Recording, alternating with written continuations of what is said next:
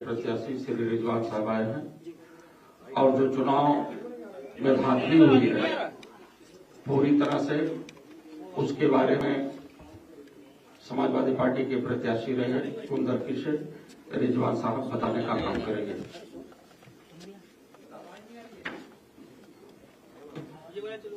इस पे ऑडियो नहीं आ रहा।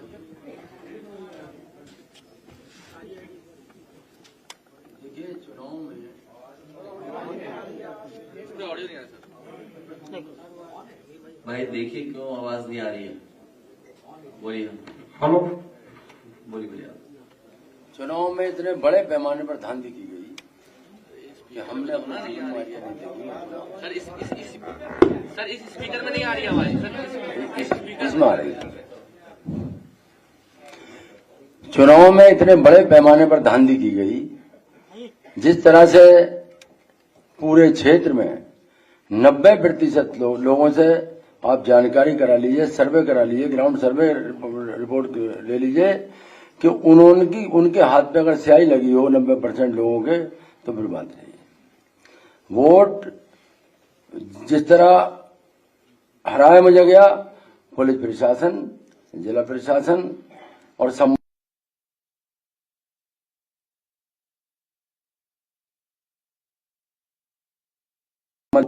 इस तरह अगर चुनाव में वोट पड़ गया होता, आम वोटर का वोट पड़ गया होता, आम मतदाता का वोट पड़ गया होता, तो मैं 1 लाख वोटों से कम चुनाव जीतता। मैं दावे से कह सकता हूं।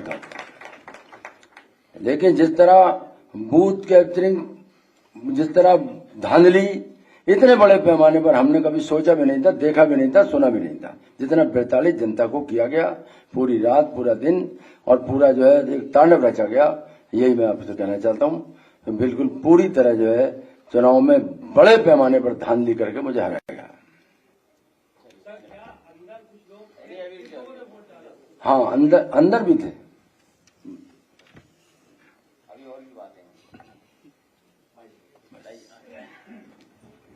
माननीय राष्ट्रीय अध्यक्ष,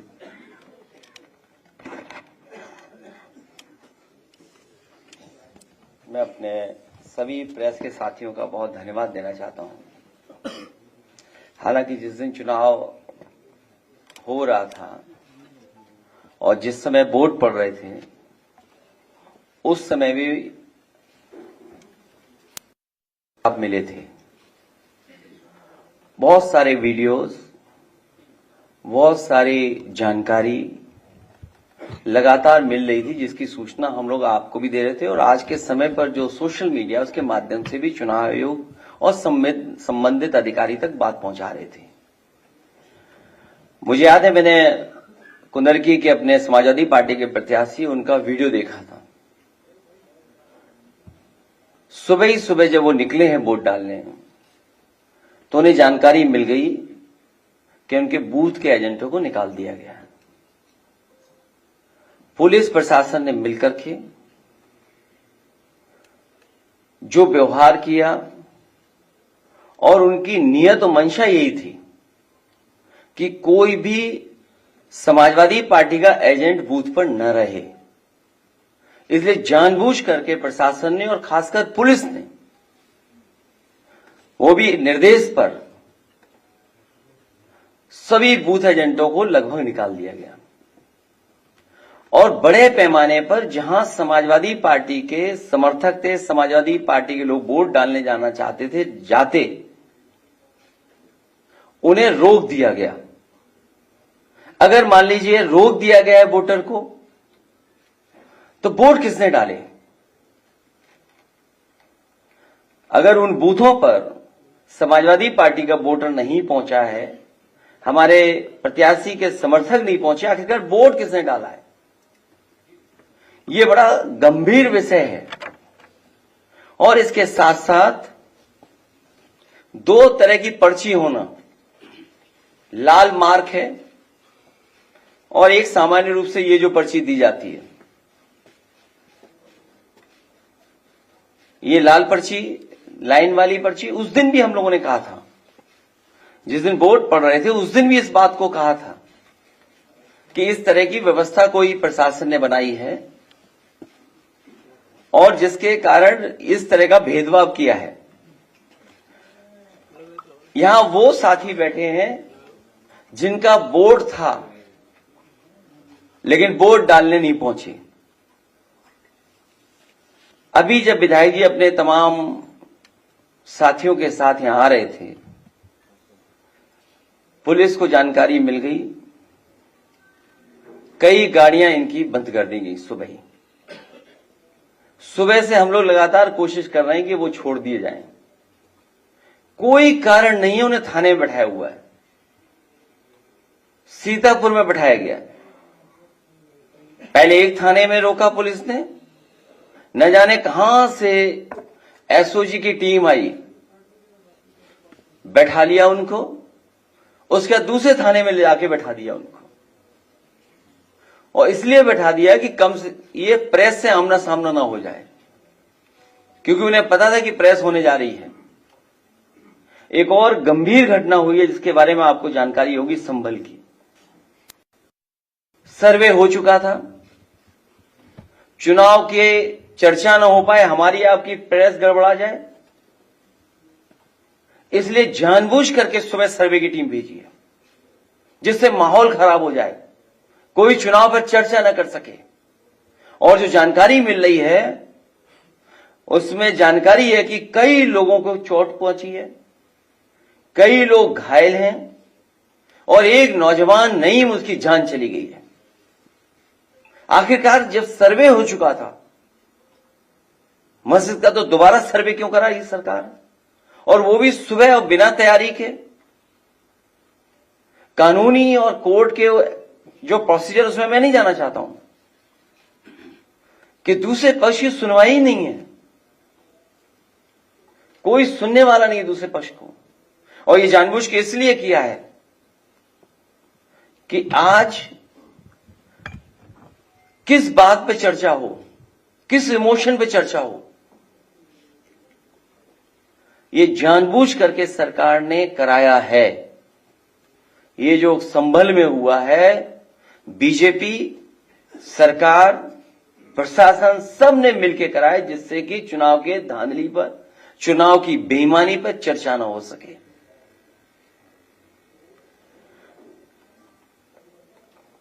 लोकतंत्र में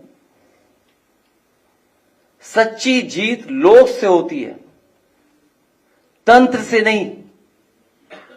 लेकिन ये नया लोकतंत्र जो बनाया भारतीय जनता पार्टी ने, उसमें लोगों को वोट नहीं डालने दे रहे हैं, अपने तंत्र को आगे कर दे रहे हैं। और जब कभी भी निष्पक्ष जांच होगी, जिस समय निष्पक्ष जांच होगी और तमाम वीडियोज जो या सीसीटीवी के माध्यम से जो रिकॉर्डिंग होती है बूथ की, जब उसकी सच्चाई सामने आएगी तो पता लगेगा कि वोटर्स ने वोट नहीं डाला, वहां के कौन वोटर बन गए ये भी किसी को नहीं पता। बूथ के अंदर किसने वोट डाला किसी की जानकारी नहीं है।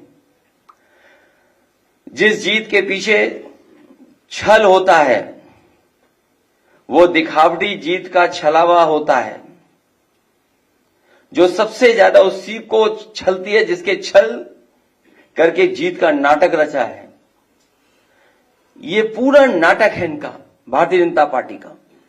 ये जश्न मनाना, लड्डू के नीचे लड्डू को रखने वाली जो वो थोड़ा बहुत जो मिठाई वाले लगाते हैं, बिना हटाए लड्डू खिला देना, ये सब नाटक था। ऐसी जीत जीतने वालों को कमजोर करती है, नैतिक रूप से उनके जमीर को मार देती है। बिना जमीर के जीने वाले अंदर से खोखले होते हैं। ऐसे लोग सबके सामने अपने को ताकतवर दिखाने की कोशिश करते हैं, लेकिन अकेले में आईने में अपना मुंह देखने से भी डरते हैं। भाजपा का हारने का डर तो उसी दिन साबित हो गया था जिस दिन उसने पीडीए के अधिकारी कर्मचारियों को चुनाव से हटा दिया था, जिससे इनके अपने लोग वहां सेट किए जा सकें और धांधली की गवाही देने वाला कोई न हो। हमने तो भाजपा की बदनीयत को समझकर तब ही विरोध किया था, लेकिन जब शासन प्रशासन ही दुशासन बन जाए तो लोकतंत्र के चीरहरण को कौन रोक सकता है। ये बेईमानी कोई नई नहीं है इनकी। चुनाव में धांधली करना, और धांधली का परिणाम हमने सबने कैमरे पे देखा था, तो एक विधायक को भी अपमानित होना पड़ा था। और इनकी धांधली सीसीटीवी की वजह से चंडीगढ़ में पकड़ी भी गई थी। जिनकी उंगलियों पर निशान नहीं है उनके भी वोट डाले गए हैं। ये विधायक जी बैठे हैं, वो जानते होंगे, इनकी विधानसभा में बड़े पैमाने पर लोग हैं जिनकी उंगलियों पे किसी के निशान नहीं है, लेकिन सुनने में आ रहा है कि उनका वोट डल गया है। जिनकी उंगलियों पर निशान नहीं है उनके भी वोट डाले गए हैं। चुनाव आयोग अपने दस्तावेजों में देखे कि जिनका नाम दर्ज है वो बूथ तक पहुंचे भी या नहीं। जिस समय ये जांच होगी कि लोग बूथ तक पहुंचे कि नहीं पहुंचे हैं, दूध का दूध पानी का पानी हो जाएगा। अगर ईवीएम की कोई फॉरेंसिक जांच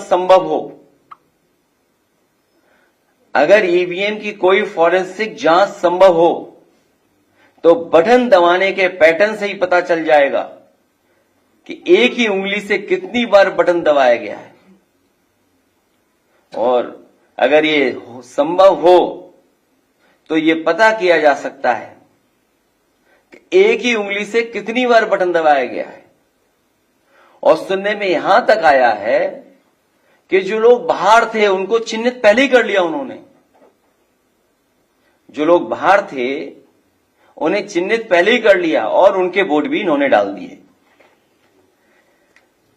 ये नए जमाने की इलेक्ट्रॉनिक बूथ कैप्चरिंग है। ये नए जमाने की इलेक्ट्रॉनिक बूथ कैप्चरिंग का मामला है जो कोर्ट की निगरानी में होने वाली मतगणना में कैमरे के सामने हेराफेरी कर सकते हैं।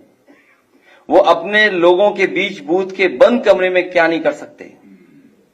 अगर पीडीए के अधिकारी कर्मचारी बदलकर धांधली न की होती तो भाजपा एक भी सीट के लिए तरस जाती, जैसे कि लोकसभा चुनाव में हुआ था। जब ऐसी व्यवस्था मिल्कीपुर में नहीं हो पाई तो वहां का चुनाव भी सरकार ने टाल दिया।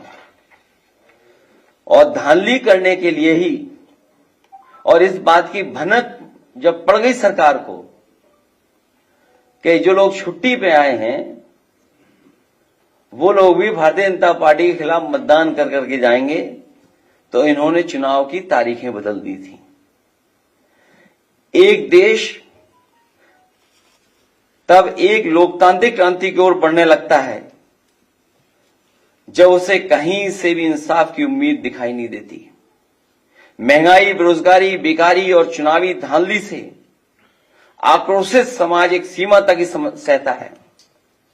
इतनी सी बात तो अनपढ़ भी समझता है कि पेट की आग कभी भी उसको नहीं जिता सकती जिसने रोटी छीनी हो और जिसने रोजगार छीना हो। भाजपा ने रोजी रोटी, मान सम्मान, सौहार्द, भाईचारा सब छीन लिया है। भाजपा संविधान से लेकर के आरक्षण तक सबको खत्म करने पर उतारू है। ऐसे में भला उसे वोट कौन देगा? चुनाव के दिन जब निहत्थों पर बंदूक तानी गई थी तो भाजपा की कमजोरी सारी दुनिया के सामने आ गई। एक साहसी महिला ने जिस समय अपना वोट देने के अधिकार का कागज बंदूक के सामने तान दिया, भाजपा उसी समय हमेशा के लिए हार गई थी। लोकतंत्र में ऐसा तमाचा आज तक किसी ने नहीं मारा जिसकी गूंज भाजपाइयों को रात में सोने नहीं देगी। सत्ता की भूख ने तो भाजपा को पहले ही बीमार बना दिया था, अब तो वो सो भी नहीं पाएंगी। हमें तो भाजपा के लोगों पर अब तरस आता है, लेकिन जनता कह रही है ये वो लोग नहीं जिन पर तरस किया जाए। भाजपा सोच रही है कि इन परिणामों से पीडीए हताश होगा, तो वो गलत सोच रही है। अन्याय और पीड़न लोगों तो तोड़ता नहीं समझ, जोड़ता है, तोड़ता नहीं बल्कि जोड़ता है लोगों को। उत्पीड़न और अन्याय कभी भी लोगों को तोड़ता नहीं है, जोड़ने का काम करता है। हमने पहले भी कहा कि आज फिर कह रहे हैं, सदियों से पीडीएस समाज का जो उत्पीड़न और अपमान प्रभुत्ववादियों ने किया है, उसका दर्द पीडीए ही समझ सकता है। पीडीए दर्द का रिश्ता है, यही दर्द पीडीए को लगातार जोड़ रहा है। ये एकता ही भाजपा की चिंता का सबसे बड़ा विषय बना हुआ है। क्या पीडीए एक क्यों है, पीडीए एक साथ क्यों खड़ा है? भाजपा की बुनियाद हिल चुकी है। एक बार सोच के देखिए, भाजपा को भला वोट कौन दे रहा है?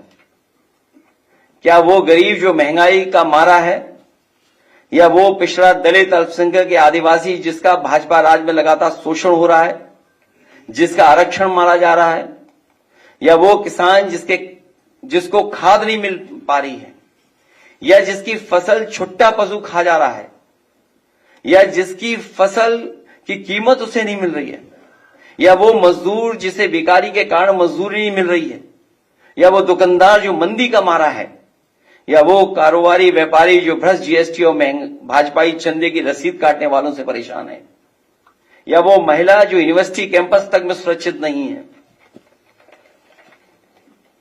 या वो सरकारी कर्मचारी जिनके ऊपर भ्रष्टाचार करने का दबाव है, या जिनकी पुरानी पेंशन तक छीन ली गई, या वो पत्रकार जिनको निर्वस्त्र करके पीटा जा रहा है, या वो जो नौकरी के लिए धरने पर बैठे थे, चाहे 69,000 शिक्षक भर्ती का मामला हो, या पुलिस का हो, या अग्निवीर भर्ती का हो, या जज की परीक्षा में कॉपी बदलने का, या परीक्षा में पेपर लीक का, रद्द होने का, या कोर्ट में रिजल्ट फंस जाने वालों का। इन सब बातों से लाखों निराश युवा हैं और उनके हताश परिवार के करोड़ों लोग अब भी सरकार के विरोध में खड़े हैं। सच तो यह है, भाजपा को 5% लोग भी वोट नहीं दे रहे हैं। इनकी जीत में वोट की कोई भूमिका ही नहीं है। ये तंत्र की हेराफेरी से जीतने वाले लोग हैं और वोट को लूटने वाले लोग हैं। इसलिए ये चुनाव निष्पक्ष नहीं था, ये बेईमानी से और वोट को लूट करके चुनाव जीता गया है।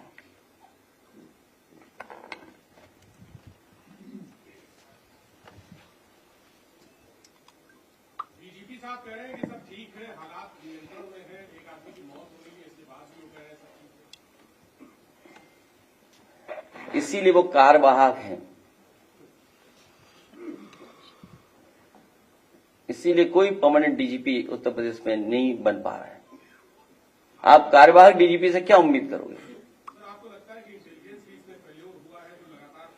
मैं आपसे कह रहा हूं, क्योंकि चुनाव से बहस को हटा करके ये जानबूझ करके जब एक बार सर्वे हो गया था मस्जिद का, तो दोबारा सर्वे करने क्यों पहुंचे?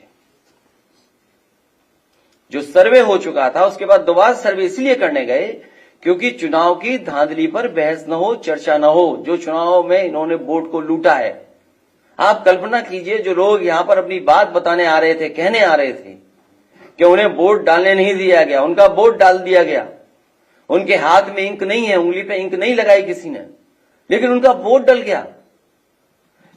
ये बातें खुल न जाए, इसीलिए पुलिस अभी भी बैठाए हुए उन लोगों को, अभी भी थाने में बैठे हुए हैं। सर, महाराष्ट्र चुनाव के परिणामों पर क्या कहेंगे? सोचिए, अभी भी बैठे हुए थाने में, कोई कारण नहीं है, और वो इसलिए बैठाए हुए क्योंकि वो एफिडेविट लेकर के आ रहे थे। आपके सामने वो एफिडेविट दिखाते कि उन्हें वोट डालने नहीं दिया गया और उनका वोट पड़ गया। क्या वोट बड़ी आबादी का रोक दें और 1 लाख वोट से जीत जाएं, 1 लाख ऊपर ज्यादा से वोट जीत जाएं? क्या आप कल्पना कर सकते हैं? और केवल पुलिस वर्दी में नहीं थी, वर्दी के अलावा प्राइवेट ड्रेस में भी थी। जिस तरह हिटलर ने ट्रूपर्स बनाए थे, हिटलर के जमाने में ट्रूपर्स होते थे, उसी तरीके से वहीं से सीख लेकर के सरकार ने पुलिस की वर्दी उतार करके प्राइवेट ड्रेस में भी लोगों को भेजा हुआ था बड़े पैमाने पर। अगली बार करहल भी जीतेंगे कह रहे हैं।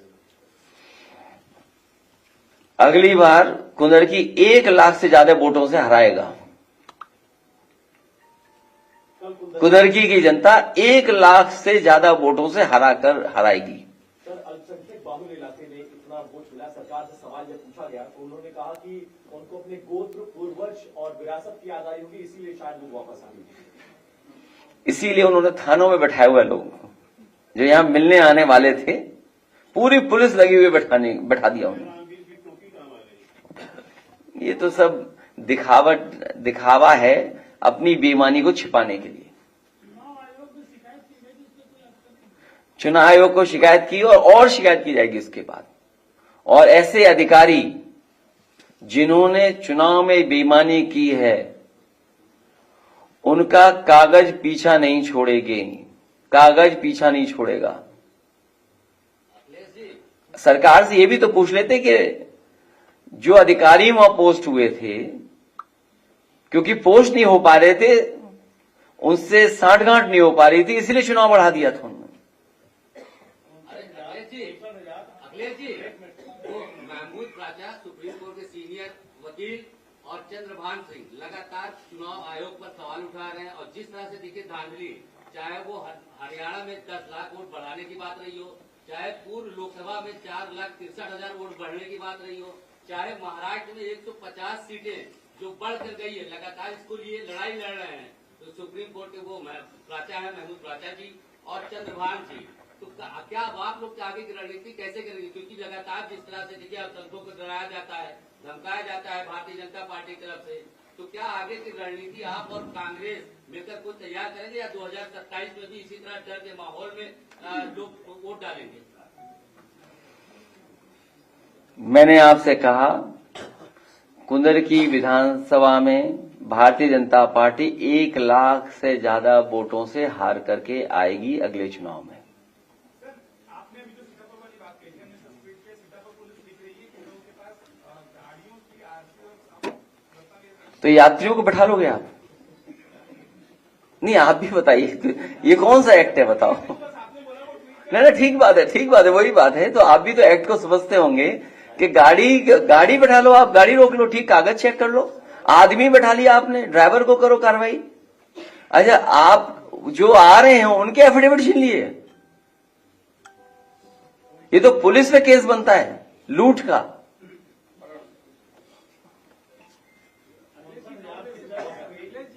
घोटाला में आपने कई बार अनुरोध किया और हाईकोर्ट के आदेश के बाद सरकार के कान में जो ले रहे थे, उसके बाद भी चुनाव में अस्पष्ट बहुमत, महाराष्ट्र आखिर एक मामला क्या है समझ में मुझे भी नहीं आता। ऐसी स्ट्राइक रेट कभी देखी आपने जो बीजेपी की स्ट्राइक रेट इस बार दिखाई दी है चुनाव में? अभी तक के चुनावों में किसी भी पॉलिटिकल पार्टी की ऐसी स्ट्राइक रेट देखी आपने?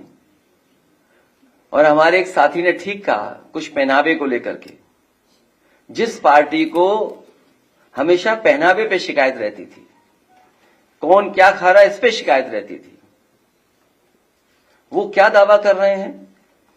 और सच्चाई तो यह है कि इन्हें बूथ तक नहीं पहुंचने दिया, इनकी उंगलियों पे निशानी नहीं है। चंडीगढ़ में आपने धांधली नहीं देखी, सीसीटीवी नहीं होता अगर, तो क्या वो आईएएस अधिकारी पकड़ा जाता?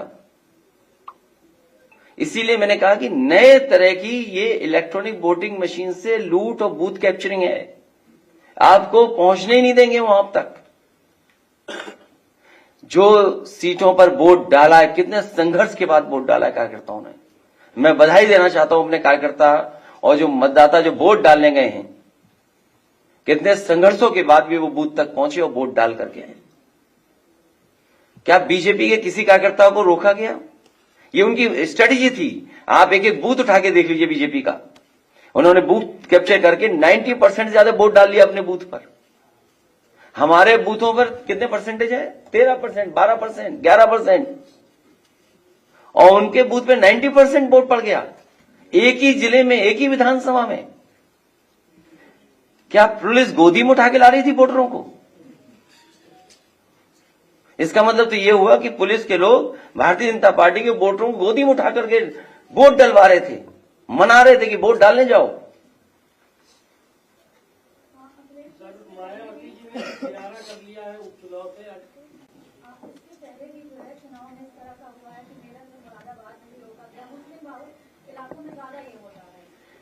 इसमें जब ब्लॉक प्रमुख वाला चुनाव हुआ तो एक महिला की साड़ी की गई थी, तो उसको लेकर के विपक्ष क्यों नहीं कोई स्ट्रैटेजी बना पा रही है? क्योंकि ये तो लगातार लोकतंत्र का हनन कर रहा है और आप लोग अभी 24 की स्ट्रेटेजी नहीं देखी, वही हार अभी तक स्वीकार नहीं कर पा रही बीजेपी। लेकिन सर आपको जो बंदूक की नोक पर जो है वो रोका जा रहा है ना।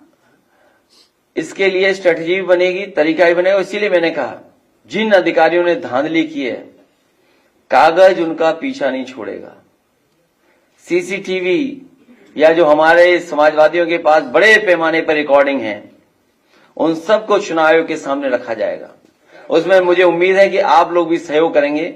समय समय पर आप भी समाजवादी पार्टी का सहयोग करें लोकतंत्र मजबूत करने के लिए। उन वीडियोस को जरूर चलाएं आप लोग भी। किसका 24 में कर लिया था क्या इन्होंने? अभी तक अयोध्या की हार से नहीं उभर पाएंगे लोग, सच्चाई तो ये है। और सोचिए, जब अयोध्या हार सकते हो, कह रहे हम कुदर की जीत गए, जहां पे वहां आम वोटर ने रिजेक्ट कर दिया हो, और क्या कहते हैं कुदर की जीत ली, हमें कुदर की वोट दिया है, जिनके अपने वोटरों ने, इनके अपने वोटरों ने रिजेक्ट किया है, जहां पर मिल्कीपुर में चुनाव नहीं करा पा रहे हैं। इसीलिए मैंने कहा कि अगर फॉरेंसिक लैब में ये बात चेक हो जाए कि ईवीएम की मशीन के बटन किसने दबाए हैं, तो आप पाएंगे कि एक ही व्यक्ति बटन दबा रहा होगा। अब बात बहस आगे नहीं करिए। हमारा व्यू पॉइंट लोकसभा में मैं बोल चुका हूं, वही हमारा है जो मैं लोकसभा में बोल चुका हूं। चुनाव नहीं करेंगे जब तक चुनाव आयोग की हार है और 300+ सीटें 27 जीतेंगे।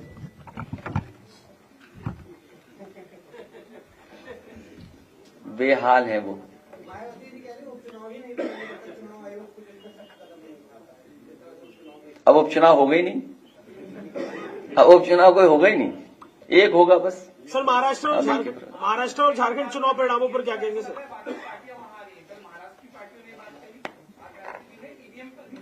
नहीं, मैं आपको कई बार यहां कह चुका हूं और लोकसभा में मैंने अपना पक्ष रख दिया था। फिर मैं कहता हूं आपसे, जर्मनी के बारे में, और जर्मनी हमसे न जाने कितना आगे हर चीज में, तकनीक में, आम लोग जो वहां के पढ़े लिखे हैं उनके जानकारी के बारे में, और जब दुनिया का सबसे बड़ा उद्योगपति भी सवाल उठा रहा है, जो इसी क्षेत्र का सबसे ज्यादा जानकार है।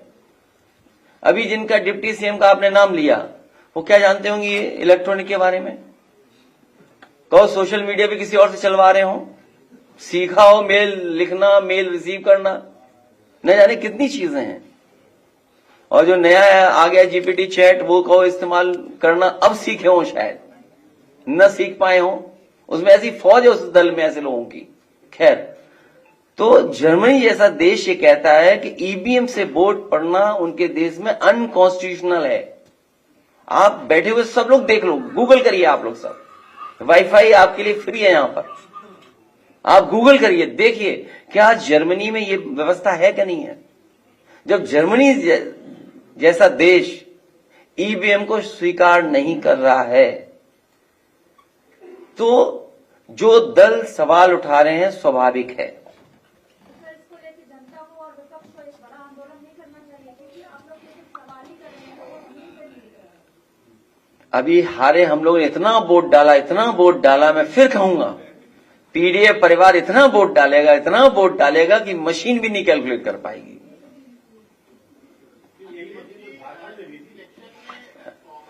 कभी कभी कुछ छोड़ देते हैं कुछ लोग। देखिए, मैं इस पे बहस में नहीं उलझना चाहता हूं कि कहां क्या है। हमारा एकदम क्लियर है उसमें व्यू पॉइंट कि हम इसके खिलाफ हैं, इस व्यवस्था के खिलाफ है। जिस चुनाव आयोग ने निष्पक्ष चुनाव नहीं करा पाया, तो क्या लगता है आप इतनी चीजें लेके जाएंगे, सीसीटीवी फुटेज? हमें व्यवस्था पे, सिस्टम को तो स्ट्रेंथन करना हमारी आपकी दोनों जिम्मेदारी है। राजीव कुमार के ऊपर लगातार आरोप लग रहे हैं, कई बार देखिए कई सीनियर लीडरों ने देखिए, ये पक्ष आपका ठीक है, लेकिन हमें और आपको जब मौका मिले इंस्टीट्यूशन कैसे बेहतर हो, इंस्टीट्यूशन को कैसे स्ट्रेंथन करना, ये काम करना पड़ेगा। और उस इंस्टीट्यूशन में जो खराब लोग हैं उन्हें समय समय पे कटघरे में खड़ा करना पड़ेगा। अखिलेश जी, आपको ये नहीं लगता है कि कांग्रेस को भी इसमें टिकट अगर एक दो दी जाती है तो ज्यादा रोकता है? आपकी किसी कांग्रेस के बड़े नेता से बात हुई क्या? तब ठीक है, तो उनसे पूछ लेते मांगी क्यों नहीं। तो उन्हें तो पता है हमने दी थी सीटें। अगर ये बताओ, सबको बता दो, अगर आप बातचीत हुई है तो कौन कौन सी सीट दी थी मैंने। नहीं, जब आपकी बात हुई है, सब जानकारी है आपको, फिर हमसे क्यों पूछ रहे हो? हमने तो सीट दी थी उन्हें। चलिए, बहुत धन्यवाद आपका, बहुत धन्यवाद। ये वो लोग हैं जिन्हें वोट की